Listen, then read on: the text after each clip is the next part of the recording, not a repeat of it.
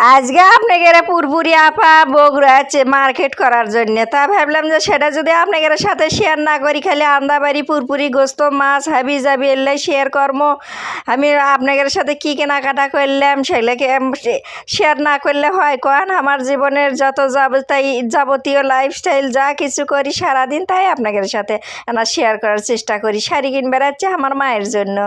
যাই হোক, আমি মানুষক হয়রানি করি না, দোকানদারক এই শাড়িটাই কনফার্ম নিয়ে নিলাম একটা।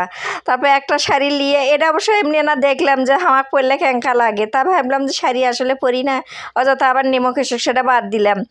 বাদ দিয়ে এই মালিক ক্লথ স্টোর থেকে এই শাড়িটাই নিলাম, নিয়ে চলে যাচ্ছি যা আর কিনবো না। পরে প্রায় এটার সামনে যায় দেখি রে বাবা, ওটি তো শাড়ির মনে হচ্ছে বন্যা বয়ে যাচ্ছে, মেলা চলিচ্ছে না। আপেন কী করলাম, যাই এই শাড়িটা দেখলাম সুরমা কালারে, দেখতে দেখতে দেখতে দেখতে দেখি একটা বেগুনির কালার। ইর বাবারে, মনে হচ্ছে তিনটে কালার। বেগুনের কালারটা এতই চোখর ধরছে, মনে হচ্ছে যে আমার মাও সেই লাগবি পড়লে না পে। আবার এই শাড়িটাও নিলাম। শাড়িগুলো নিয়ে যা ওই মানুষ করলাম যে ভাই যেটা আমি দেখে দেয় সেটাই খালি খোলে না, ব্লাউজ পিস আছে।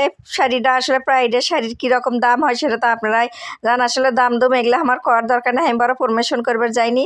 তারপর আমার মনে হচ্ছে আর নিজের জন্য একটা থ্রি পিস কিনি, তো বি প্লাসের একটা থ্রি পিস গত কয়েকদিন আগে একটা লিছি, তা এটা সেমি হয়ে যায়।